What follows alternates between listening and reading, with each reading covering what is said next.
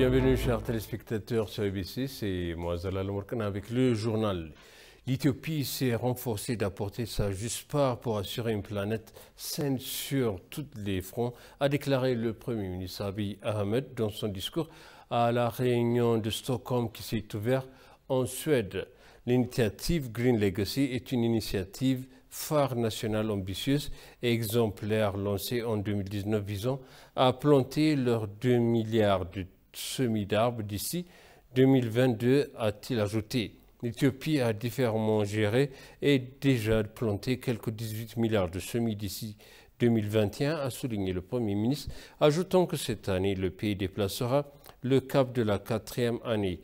Il a également invité tous les partenaires intéressés à se joindre à l'Éthiopie pour soutenir le parcours d'héritage vert pour les générations à venir.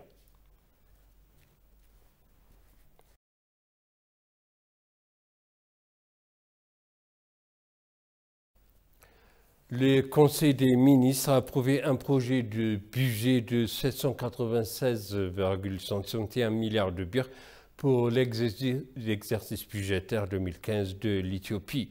Le budget vise à atteindre les objectifs nationaux, à protéger la sécurité nationale, à aider les personnes déplacées, à mettre en état les infrastructures et les services endommagés. Sur le budget total de l'année, 347,12 milliards de birr sont alloués aux dépenses récurrentes, 218,11 milliards de birr aux dépenses d'investissement, 209,38 milliards de birr aux subventions aux régions et 12 milliards de birr à la mise en œuvre des objectifs de développement durable, a-t-on indiqué. Le Conseil a approuvé à l'unanimité le projet de budget après délibération approfondie et l'a transmis à la Chambre des représentants des peuples.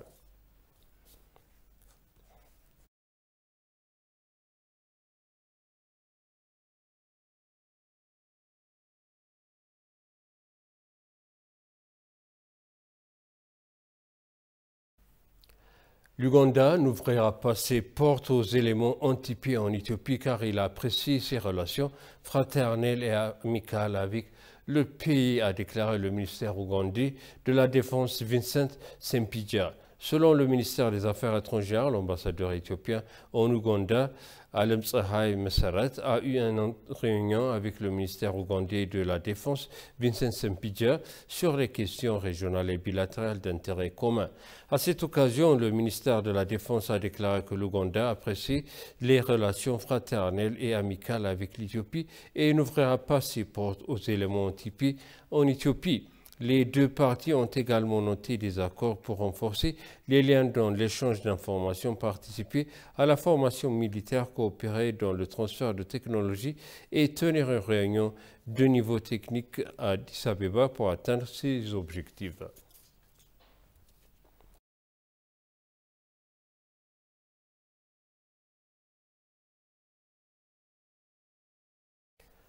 La ministre du Transport et de la Logistique, Dagmé Moges, a relaté que les relations solides entre l'Éthiopie et le Djibouti dans le domaine de l'aviation aura également un grand potentiel pour la région.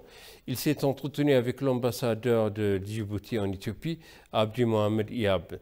L'ambassadeur Abdi Mohamed Iyab, pour sa part, a déclaré que l'Éthiopie et Djibouti avaient une grande coopération sociale et économique. Selon les informations obtenues auprès du ministère, le directeur général de l'aviation civile éthiopien Getachew Mengiste s'est exprimé à la coopération entre l'Éthiopie et Djibouti dans les domaines de l'aviation.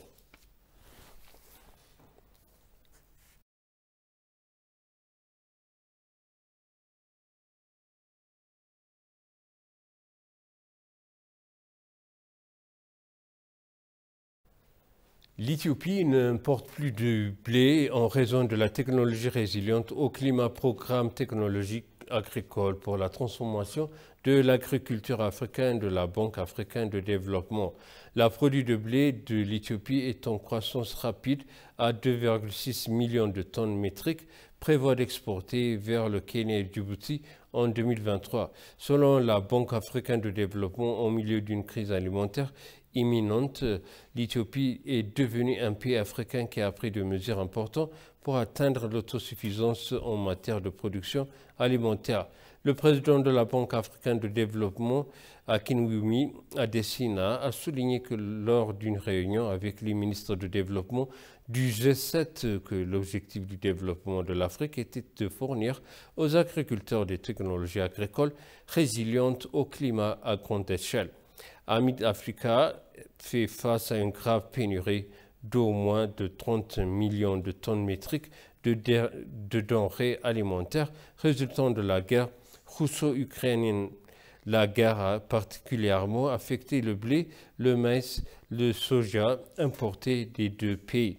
La Banque africaine de développement prévoit d'investir 1,3 milliard de dollars américains dans la mise en œuvre du plan et Adesina a déclaré que la sollicitera le soutien du G7 pour les 200 millions de dollars nécessaires pour combler le défi de financement.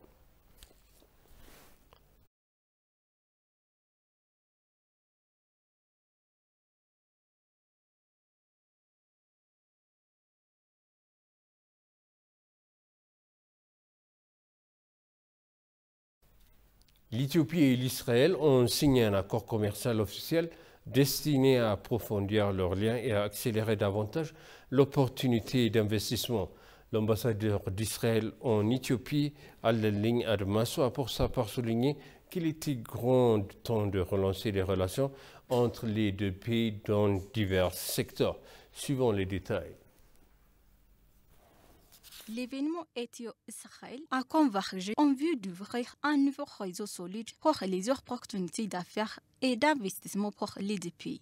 Les données récentes montrent que les principaux produits exportés d'Éthiopie vers Israël étaient les oléagineux, les légumes secs et les soja. Au cours des 25 dernières années, les produits d'exportation de l'Éthiopie vers Israël ont augmenté à un temps annualisé de plus de 17%. Mais par rapport au potentiel des deux pays, il reste suffisamment de marge pour poursuivre davantage d'échanges commerciaux entre l'Israël et l'Éthiopie. Président de l'événement de signature, le ministre d'État chargé des Affaires politiques et économiques auprès du ministre éthiopien des Affaires étrangères, Redouane Hussein, a exhorté les deux hommes d'affaires israéliennes à déployer davantage d'efforts afin de renforcer les liens bilatéraux entre les deux nations. L'ambassadeur d'Israël en Éthiopie, Al-Ligne Admaso, a pour sa part souligné qu'il était grand temps de renforcer les relations entre les deux pays dans divers secteurs. Saluer la relation unique entre les deux parties, le président de la Chambre de commerce et de l'association sectorielle éthiopienne, Melakou Zezo, a également souligné que l'Éthiopie avait beaucoup à bénéficier des meilleures expériences de l'État d'Israël. Actuellement, 120 projets israéliens sont reconnus par la Commission éthiopienne d'investissement. Les représentants du peuple de la Chambre ont visité la rénovation de la municipalité d'Addis Abeba et le projet d'Adwa. Le maire de la ville d'Addis Abeba, Adanis Abebe, qui a visité le projet, a déclaré que l'Éthiopie ne proposera que grâce à ce projet de développement concret. Des universitaires sur le terrain recueillent des preuves du massacre afin de préserver ici l'histoire vivante d'Adwa, a-t-elle déclaré. Selon les informations reçues du bureau du maire, la conception du parc est en cours de construction pour refléter les hauts et les bas du mont Adwa.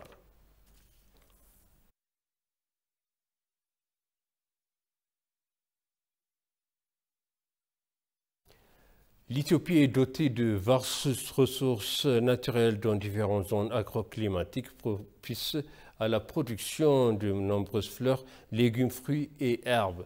Plus de 480 millions de dollars sont également garantis par l'exportation de produits horticoles et floricoles au cours de cette année exercice budgétaire. Les vastes terres de l'Éthiopie sont climat favorable et ses ressources en eau, en terre et en se combinent pour en faire une plaque tournante incroyable pour les investisseurs dans l'horticulture. Tsagay a souligné que les défis liés à la disponibilité des terres, les questions politiques sont quelques-unes des limites auxquelles est confronté le secteur de l'horticulture et de la floriculture à travers le pays. Selon Tsagay, l'Éthiopie doit tirer de bonnes leçons du Kenya pour générer de plus de revenus du secteur horticole en augmentant la productivité.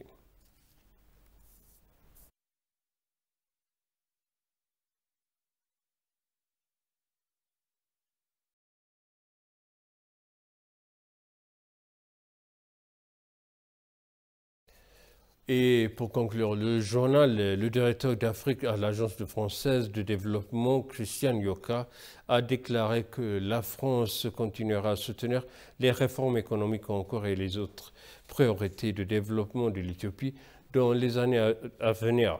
Dans une interview exclusive avec l'Ethiopian News Agency, l'agence française de développement, le directeur de l'Afrique, Christian Yoka, a déclaré que son pays manifestait un vif intérêt à continuer de soutenir les réformes économiques de l'Éthiopie en ce moment. Selon Yoka, l'agence est concentrée au début sur très peu de secteurs, notant récemment que le portefeuille a été complètement diversifié pour financer les réformes entreprises, y compris les domaines de restauration et de la rénovation du patrimoine à travers l'Éthiopie.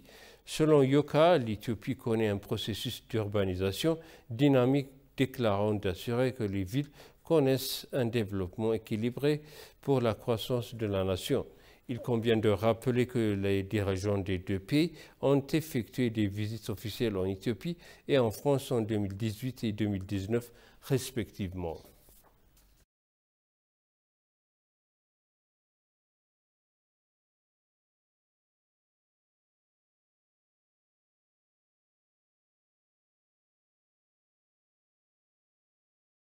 Et maintenant, je répète les titres principaux. L'Éthiopie s'efforce d'apporter sa juste part pour assurer une planète saine sur tous les fronts, a exprimé le Premier ministre Abiy Ahmed à la réunion de Stockholm. L'Éthiopie et l'Israël ont signé un accord commercial officiel destiné à approfondir leurs liens et accélérer davantage d'opportunités d'investissement.